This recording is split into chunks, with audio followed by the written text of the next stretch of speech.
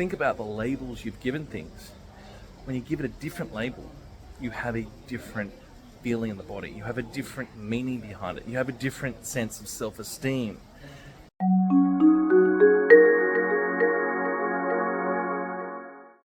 We are at Goa Gajah and we're currently looking at the beautiful springs, and you can see over there the hole in the cave, the whole entrance to the cave, which is the entrance to the famous Elephant Cave. Though interestingly, here at Goa Gajah, the name means the Elephant Cave, but it's interesting when I did a bit of reading and labeling of things. So it's believed that in the 1920s there was a Dutch person who found this or labeled it. I think everyone knew about it, and he labeled it because he saw the elephant for the Hindu god, and as a result he named it the Elephant Cave. Now it was a label, but apparently in the local Bali dialect the name actually means temple by the river, or words to that effect. Don't hold me to this, I did some reading before I came to understand the place. Now, they had labelled it for about 1,000 years as the temple by the river, which is what the name meant when you look at the pronunciation.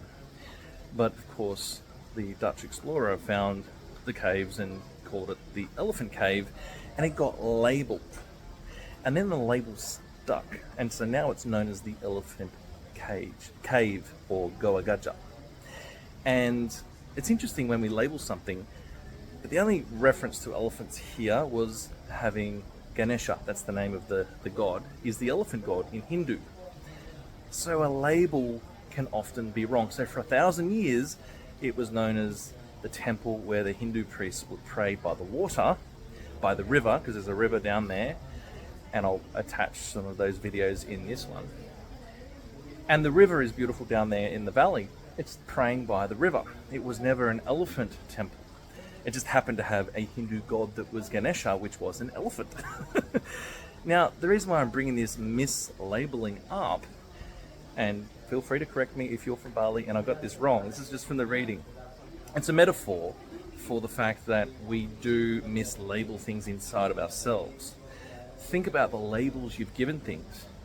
When you give it a different label, you have a different feeling in the body. You have a different meaning behind it. You have a different sense of self-esteem. It could be you've labeled something that is traumatic, or maybe it could be a lesson. It was traumatic, but it doesn't have to be anymore. Or maybe it's something which is labeled as I feel guilty. Well, maybe you were just highly valuing that you weren't living to your values. It's a different label. So we can do some interesting things inside our unconscious to stop ourselves from giving ourselves pain and suffering. Now, when I visited the laughter yoga teacher in Ebook the other day, he was mentioning that we cause our own suffering. 80% of our suffering comes from our mind, and he called it mind sickness, which I thought was a fantastic phrase. And so the mind sickness that he mentioned is about the suffering we cause by the labels, I think, that we put on ourselves, the labels that we put on other people, the labels we put on what things mean, when actually it doesn't mean exactly what we thought it meant. Sometimes we put labels on things and we mislabel them when we're 6 years old and we're a child. We don't have the cognitive ability to recognize what it actually meant. It could be something that happened. Could be, a birthday party where people didn't show up, or it could be, the fact that you came last in a beanbag race or something, and you made a meaning of it when you were a little girl or a little boy, and that meaning you're carrying around with you still, right? So we've got to get rid of that. No, it's not the right word. We need to learn from that as a lesson, so we can put it back on the shelf and put it in the library of old memories that we've learnt from and that are no longer appropriate in our adult life. So think about your adult life where you've mislabeled something, just like the Dutch guy who came here and labeled this place as an elephant cave, but the only elephant over there is Ganesha that might have been inside the cave at the time. So it wasn't an elephant cave, it was a Hindu cave of priests. It was a cave by the river, which is just over here somewhere. It was a cave that was there, built over 1,000 years ago by these high priests.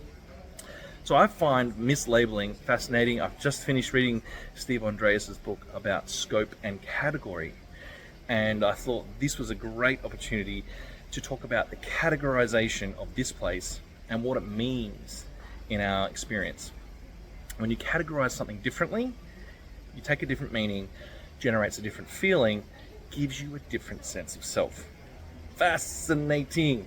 So we can give it a different label. When you realize you might have made a mistake in labeling something, and when you reorganize it, it shows up differently in your experience, in your sense of self, and in your self-esteem. Anyway, that's my little rant today from Goa Gadja. The elephant cave for about 800 to 900 years was called the temple by the river, and now it's called the Elephant Cave Temple. Of course, I've got more research to do on this place, so I may have got any of that wrong. So please don't jump down my throat if I've got that wrong. But I love the metaphor of mislabeling, how we mislabel things inside ourselves. This was mislabeled, and now it's stuck. And there's a few other ideas I've got here in Bali that will help you understand yourself, help you understand how we label something, and sometimes the label sticks. Where have you got a label inside yourself where it has stuck and caused you suffering? Give it a different label. Alright guys, Tait signing out.